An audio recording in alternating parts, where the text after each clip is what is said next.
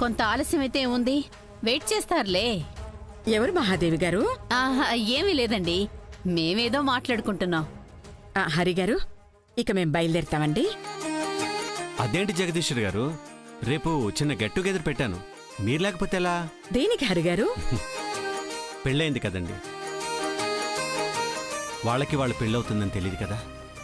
So వాళ్ళ friends కూడా రాలేదు, వాళ్ళ తరపున బంధువులు కూడా రాలేదు. అందుకే రేపు సాయంత్రం అరేంజ్ చేశాను. రిచ్గా రిసెప్షన్ చేస్తానంటే వాడు వద్దంటున్నాడు. ఎలాగో వాడు మన మాట విండ కదా అని సింపుల్గా అరేంజ్ చేశాను. మీరు మాత్రం ఖచ్చితంగా ఉండాలి. అంటే ఈరోజు ట్రస్ట్ వాళ్ళ ఇంటికి వస్తామన్నారు. ఓ, అదోటి ఉంది కదూ, నన్ను వదిలేసి వెళ్తారా ఏంటి? నేను కూడా వెళ్ళాలి, ఎలా? మీకు తెలుసు కదా హరిగారు, తప్పకుండా మేం వెళ్ళాలి. ఫంక్షన్ రేపు సాయంత్రం అంటున్నారు కదా, ఆలోపు వచ్చేస్తాను. ఓకే జగదీశ్వర్ గారు, రాకుండా మాత్రం ఉండకూడదు. భలేవారే, మనింటి వేడుకకు మేం లేకపోతే ఎలా? తప్పకుండా వచ్చేస్తాం. ఇంకో విషయం చెప్పండి. ఇంటికి మంగని వెంకట్ని కూడా తీసుకెళ్దామనుకుంటున్నాను. అమ్మనా, ఓఎస్, దాందే ఉంది, తీసుకువెళ్ళండి. చాలా థ్యాంక్స్ అండి. వెళ్ళండిరా. నాన్నా, సిద్ధుని తీసుకెళ్తాను, అక్కడ నాకు కూడా కొంచెం కంపెనీగా ఉంటుంది. జగదీశ్వర్ గారు, అయ్యో, నన్ను పర్మిషన్ అడగాల అండి? సిద్ధు ఎవరు? మా ఇంటి చిన్నల్లుడు.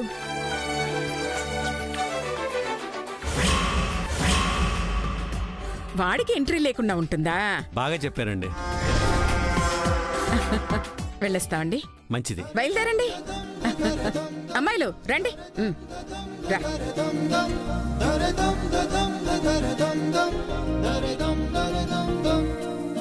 జగదీశ్వర్ గారు, వీలుంటే రేపు పొద్దున్నే బయలుదేరి వచ్చేసేయండి. అలాగే హరిగారు. ఓకే ఓకే, వస్తాము. మహాదేవి గారు, వస్తామండి.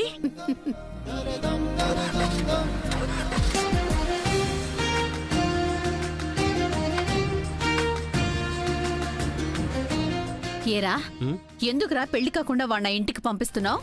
ఏమైందక్క? పెళ్ళేది వాళ్ళకేగా.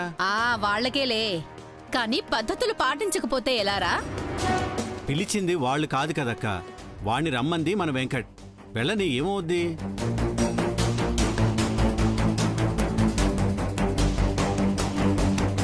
విన్నావా మామ్?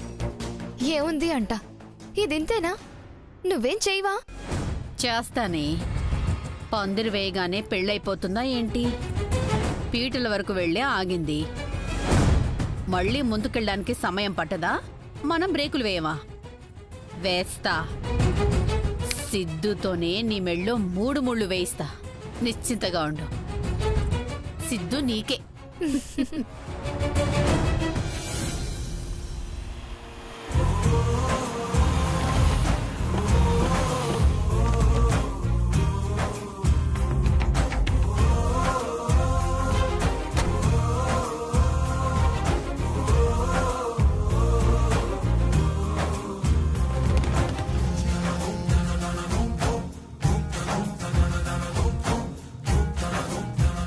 ఏంటి బాబు అలా చూస్తున్నావు?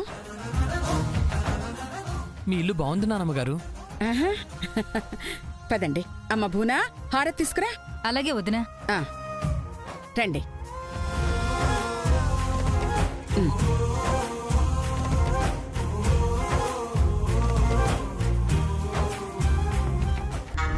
ఈ హారతులకేం తక్కువ లేదు. వీణ్ణెప్పుడు వదిలించుకుంటాను. చిచ్చి. భూనా, వస్తున్నాను వదినా. రా.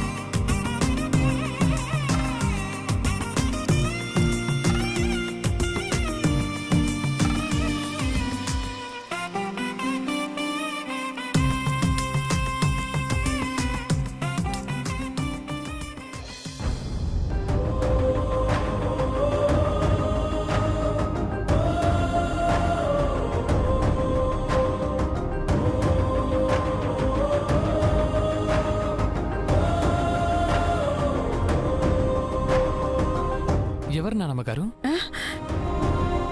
నా కూతురు బాబు యాక్సిడెంట్లో చనిపోయింది.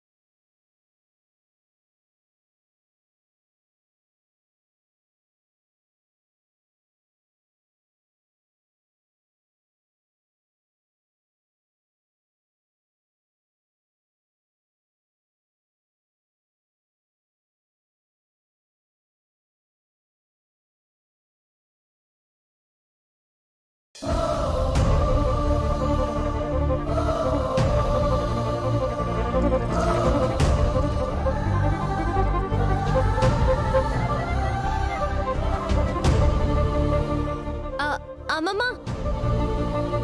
కాఫీ తీసుకురానా? ఇప్పుడు వద్దమ్మా, ఫ్రెష్ అయి తాగుతాను. మీరిద్దరూ కూడా ఫ్రెష్ అవ్వండి. సరే.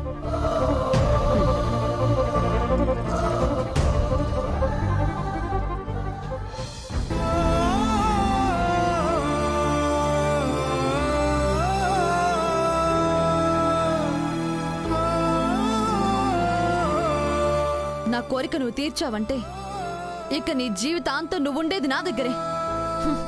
దగ్గరుండి నా తల్లిగా నీ బాగోగులన్నీ చూసుకుంటాను. గంగ నొప్పిస్తే నీ ఆశ ఆశయం రెండూ తీరుతాయి. మంగ నా కూతురే అని గర్వంగా చెప్పుకోవచ్చు. ఏదైతే నెరవేరాలని కోరుకుంటున్నానో అదే నా బిడ్డ సేత్తాను అంటుండాది. నానే అమ్మనని చెబుతాను అంటుండాది.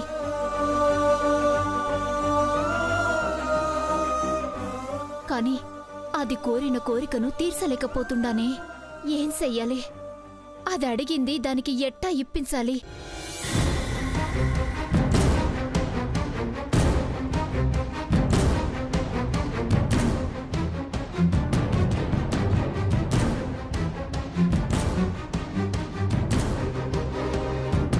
అమ్మా, గంగమ్మ, దేనికమ్మా బాధపడుతుండవు? నీ గురించే తల్లి. పీటల వరకు పోయి పెళ్లి ఆగినది కదా. ఆ పెళ్లి చేసుకోవద్దనే కదా నువ్వు అన్నావు. అన్నాను, కానీ ఎవరూ వినలేదు కదా. సరే అని నాను సర్దుకుపోయినాను. చివరికి అట్ట అయ్యేసరికి తల్లి మనసు కదమ్మా, తట్టుకోలేకపోతుండాను. మంగ గురించి కూడా బాగా ఆలోచిస్తున్నట్టున్నావు కదమ్మా. అంటే తను నీ కూతురే కదా, ఉంటదిలే. అవును కదమ్మా, పేగు తెంచుకుని పుట్టింది కదా. నీకులాగానే దాని మీద ప్రేమ ఉంటుంది కదా. దీన్నే అలసిగా తీసుకొని నిన్ను ఆడుస్తుందనుకుంటా. ఏమ్మా అట్టా అన్నావు? వివరించి చెప్పి నిన్నిబ్బంది పెట్టాలని అనుకోవడం లేదమ్మా. దాన్ని మాయలో పడకని మాత్రమే చెబుతాను, అర్థం చేసుకో. నానేం చేశానమ్మా? ఏం చేశావో సిద్ధు వాళ్ళ ఇంట్లోనే అడిగేదాన్ని. ఆడ బాగోదని ఈడ చెబుతుండాను. వామ్మో, ఇదంతా చూసేసినట్టుండదే. వద్దమ్మా, దానికి వత్తాస్ పలక్కు. అది చెప్పిందంతా నువ్వు చెయ్యకు. అంటే ఏడుతుండదని? అయ్యో, నమ్మకని చెబుతుండాను కదా. వెంకట్ బావగారు చాలా మంచోరు. ఆయనతో దాని జీవితం బావుంటది. అట్టానే చేసుకుంటూ పోతాను అంటే అదే ఎటు కాకుండా పోతాది. అవునమ్మా, నిజమే. నాను ఇక అదెంత ఏడ్చినా దాని మాటే వినను. దాన్నట్ట వదిలేస్తేనే దారిలోకి వస్తుంది. సరే తల్లి, నువ్వు చెప్పినట్టే చేస్తాను. గంగమ్మ, ఆ వాటా గురించి కట్టమమ్మా. దానికొచ్చేదే అమ్మమ్మ దానికిత్తాను అంటోంది, అంతే. నువ్వేం బాధపడకమ్మా. అది చేసిన పనులకి పైసా ఇవ్వను అనకుండా అదైనా ఇత్తాను అంటోంది. సంతోషంగా తీసుకోమని చెప్పు. ఇంకా పిచ్చేషాలు వేయొద్దని చెప్పు. అట్టనే అమ్మా, చెప్తాను. ఇప్పుడే వెళ్ళి చెప్తానుగా.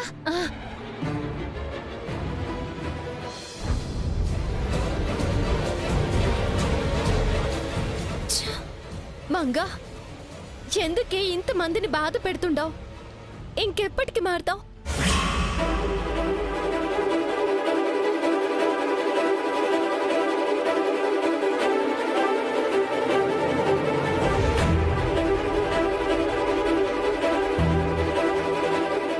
ఇప్పుడు ట్రస్ట్ వాళ్ళు వస్తారు. 25% నా మొహాన పడేస్తారు. దాంతో నేను ఎలా తృప్తి పడతాను? ఏం చేయాలి? ఎలా ఎలా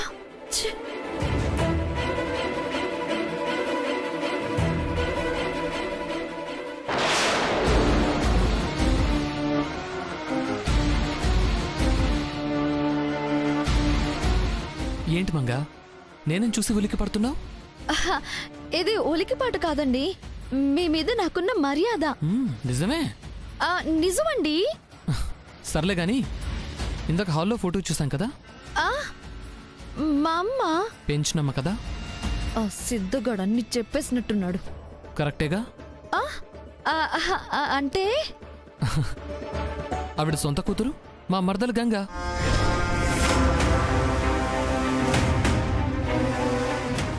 అని గంగ మీకు చెప్పిందా?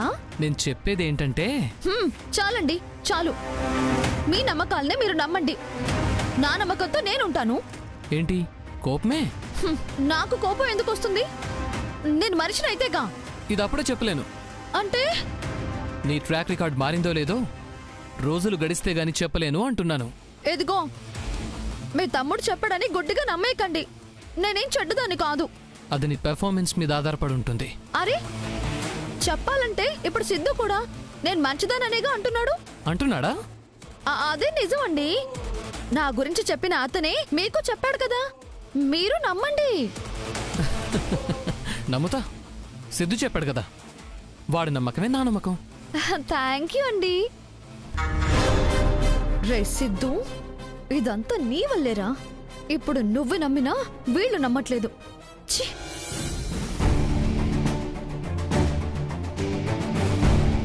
గంగా, నీతో ఒక విషయం మాట్లాడాలి. ఏంటి సిద్ధు? మంగ గురించి నువ్వేమనుకుంటున్నావు? అనుకోవడానికి ఏముంది? నిజంగా మారినట్టు నీకు అనిపిస్తుందా అని అడుగుతున్నాను. నీకెందుకు అనుమానం వచ్చింది సిద్ధు? మారిందని నువ్వే చెబుతుండవు కదా. వెంకట్ దగ్గర అలా చెప్తున్నాను. వాడికి ఆల్రెడీ మంగ గురించి చెప్పాను కాబట్టి అదే మనసులో పెట్టుకుని తన లైఫ్ నరకం చేసుకుంటాడేమోనని మంగ గురించి మంచిగా చెప్తున్నాను. బట్ మంగ ఎలాంటిదో దాన్ని దగ్గర నుంచి చూసిన నేను అంత తేలిగ్గా మారిందంటే నేను నమ్మను. మంగ మాట్లాడే ప్రతి మాటను నేను అనుమానిస్తూనే ఉంటాను. గంగా, నీకలా అనిపించడం లేదా? ఏం చెప్పను? అమ్మమ్మ చెప్పొద్దన్నదే. చెప్పు గంగా, మంగ మీద నీకు డౌట్ ఉంది కదా? అంటే మనుషులెప్పుడు ఒకేలా ఉండరు కదా సిద్ధు. అనుకోకుండా అట్ట పెళ్ళైపోయినది కదా. అందులో కూడా మనకు అనుమానం ఉంది కదా. తెలియకుండా చెప్పలేంలే సిద్ధు. నువ్వు కనిపెడతానన్నావుగా. ప్రయత్నం చేశాను. నాకలా మంగ అనిపించలేదు. అవునా? నిజమేనేమో. నువ్వు చెప్పాక ఇంకేం చేయను. అంత జరిగాక మారుతుందిలే సిద్ధు. అది మారకపోయినా మనం మారుతాం కదా. నువ్వు మీ అన్నయ్య కాడా ఎట్టా ఉండాలో అట్టానే ఉండు. ఆయనకి అనుమానం వచ్చే విధంగా ఏది మాట్లాడుకు. సరే, అన్నయ్య చేస్తున్నాడు. చెప్పరా. ఎక్కడున్నావురా? ఇంట్లోనే ఉన్నా. వస్తున్నావా? ఇదిగో వచ్చేస్తున్నా. అన్నయ్య పిలుస్తున్నాడు, వెళ్తున్నాను.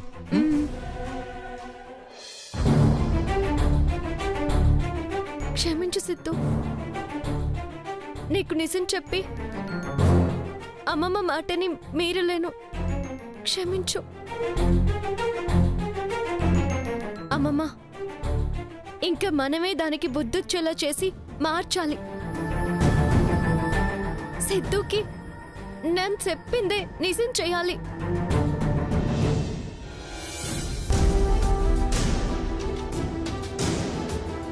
మండలం చందనపల్లి గ్రామంలో దారుణం చోటు చేసుకుంది. తాగిన మైకంలో భార్య గొంతు కోసి పరారయ్యాడు భర్త.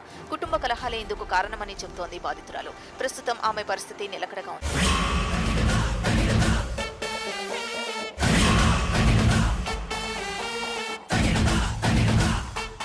అమ్మమ్మని దొవ్వితే పని అవుతుందేమో, ట్రై చేస్తాను.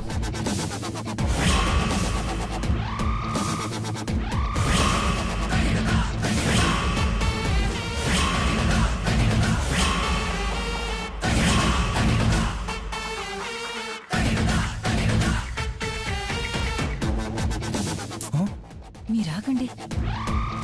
నాను మంగకి కొంత దూరంలోనే ఉండాలా, లేదంటే గంగకి మళ్ళీ అనుమానం వస్తాది. పనయ్యే వరకు దాంతో ఏ అవసరం వస్తుందో తెలియదు కదా. అమ్మమ్మ, కాఫీ. నువ్వు తెచ్చావా? అదేంటమ్మమ్మా, నేను నీ మనవరాలనే కదా, నేను తేయకూడదా? నా చేత్తో తెచ్చింది నువ్వు తాకూడదా?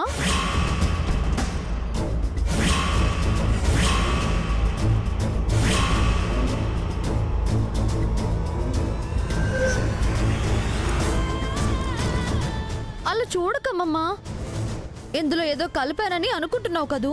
అనుకోవడంలో తప్పులేదుగా, తమరు అలాంటి వాళ్లేగా.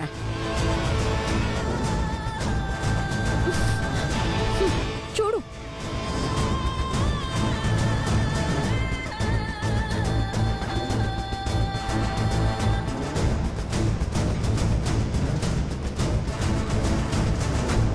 ఇప్పుడు నమ్మకం వచ్చిందమ్మమ్మా?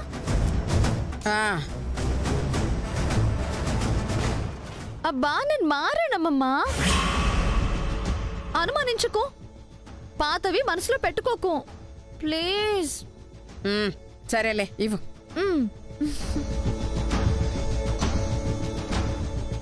తాగమ్మమ్మా.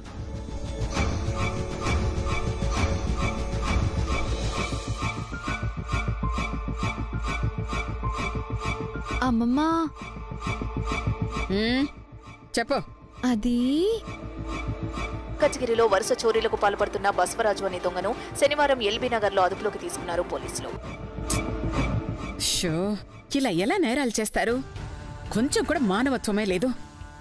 వీళ్ళసలు మనుషులే కాదు, మృగాలు. అలాంటివన్నీ చూస్తే నీ మనసు పాడైపోతుందమ్మమ్మా. అవన్నీ చూడకు. అవునులే, ఇంట్లోనే చూస్తున్నానుగా. అమ్మమ్మా, చెప్పాను కదా, నేను మారిపోయాను. ఎన్నిసార్లు చెప్తావే? అమ్మమ్మా, అది ట్రస్ట్ వాళ్ళు వస్తున్నారు కదా. అయితే అంటే ఒకసారి నా గురించి బాగా ఆలోచించి వాళ్ళతో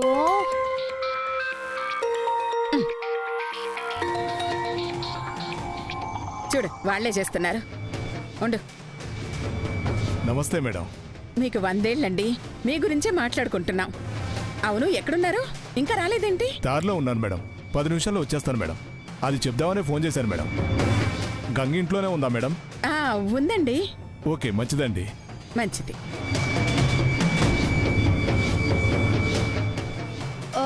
అమ్మమ్మా, వాళ్ళతో కొంచెం చెప్తా. గంగమ్మా, అమ్మ గంగా. అమ్మమ్మ, వస్తున్నాను. జాగ్రత్త. ఏంటమ్మమ్మా? 10 నిమిషాల్లో ట్రస్ట్ వాళ్ళు వచ్చేస్తున్నారట.